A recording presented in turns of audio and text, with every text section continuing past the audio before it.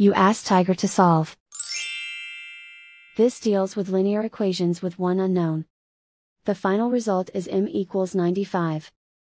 Let's solve it step by step. Simplify the expression. Break up the fraction. Find the greatest common factor of the numerator and denominator. Factor out and cancel the greatest common factor.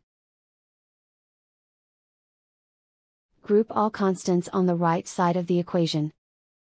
Add 1/2 to both sides. Combine the fractions.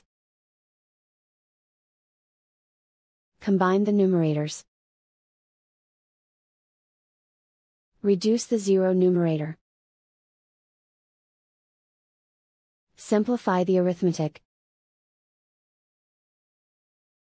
Convert the integer into a fraction.